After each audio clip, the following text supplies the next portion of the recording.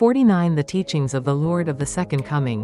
When Jacob and Esau succeeded in making the substantial offering, they restored through indemnity the previous failures in making substantial offerings, the failures of Cain and Abel in Adam's family and of Ham and Shem in Noah's family. Their victory in the providence centered on Abraham, also restored through indemnity, horizontally in one family. The long vertical course of history, in which God had been working to restore the foundation of substance. Esau had been in the position to be hated by God from the time he was inside his mother's womb 70. Only because he had been given the role of Cain, who was on Satan's side, for the purpose of setting up an indemnity condition. In the providence of restoration, once he submitted to Jacob and completed his portion of responsibility, he stood in the position of restored Cain, and was at last able to receive God's love. 3.3 The foundation for the Messiah. God's work to lay the foundation for the Messiah, which he first tried to establish in Adam's family, had to be conducted 3 times because the central figures of the providence of restoration could not fulfill their portion of responsibility. The third attempt was in Abraham's time, yet even this was prolonged when he failed in the symbolic offering. Isaac and his family inherited the will and laid the foundation of faith, and the foundation of substance. At last, the foundation for the Messiah was established. One would expect that the Messiah would have come on the earth at that time. However, the foundation for the Messiah also requires a social environment conducive to his coming. The foundation must make it feasible for this satanic world to be restored into God's kingdom ruled by the Messiah. In the providence in Adam's and Noah's families, there were no other families which could possibly attack or corrupt the central family.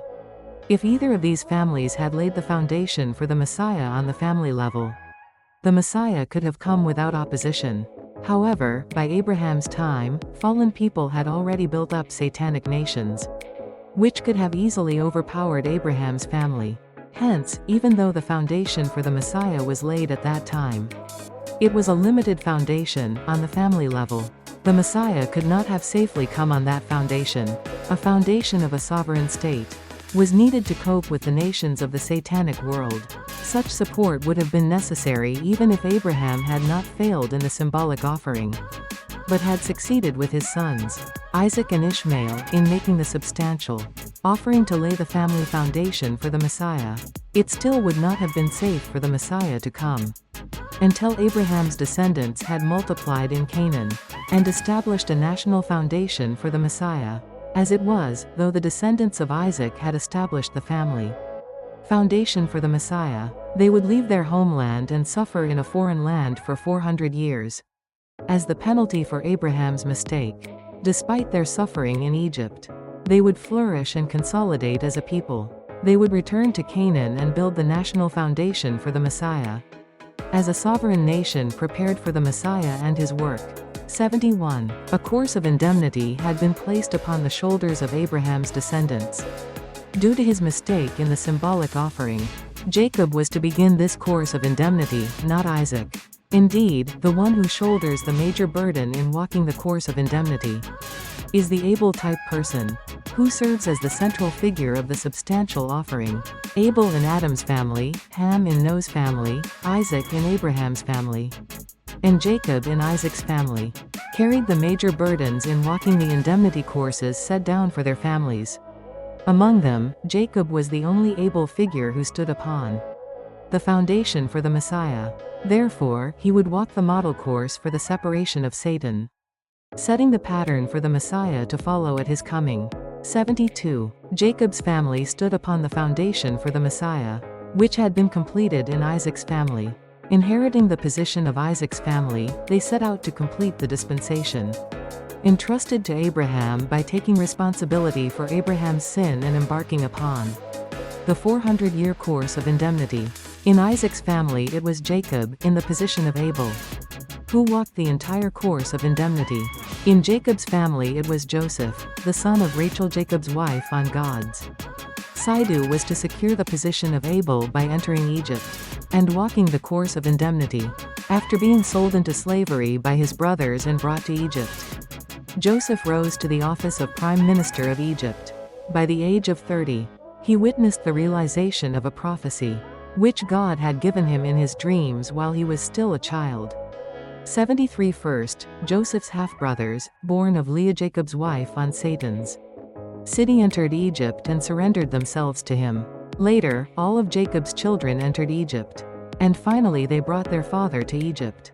In this way, Jacob's family began the indemnity course to build a nation, which would one day receive the Messiah. Jacob, as the central figure who laid the foundation for the Messiah in Isaac's family, was responsible to shoulder Abraham's sin. He was also responsible to embark upon an indemnity course to realize on the national level the will, which had been entrusted to Isaac. Therefore, as was the case with Abraham and Isaac, God regarded Abraham, Isaac and Jacob as the same person with respect to his will, even though they were three different individuals. Accordingly, Jacob's success meant Isaac's success, and Isaac's success meant Abraham's success. The providence of restoration centering on Abraham, though it was extended to Isaac and Jacob, came to be regarded in the sight of God as having been accomplished in Abraham's own generation, without any prolongation. It is written, "I am the God of your father, the God of Abraham, the God of Isaac, and the God of Jacob." 74 This verse indicates that although they were three generations, God regarded as one generation these ancestors who collectively accomplished his will. God intended to fulfill the goal of his providence by establishing the national foundation for the Messiah and sending the Messiah to that prepared nation. To accomplish this, God had Jacob's family enter Egypt, the satanic world, where they would suffer as slaves for 400 years. Then, as promised to Abraham, God would raise them up as the chosen people and bring them back to Canaan. The foundation for the Messiah established in Isaac's family became the basis upon which to begin the course of indemnity.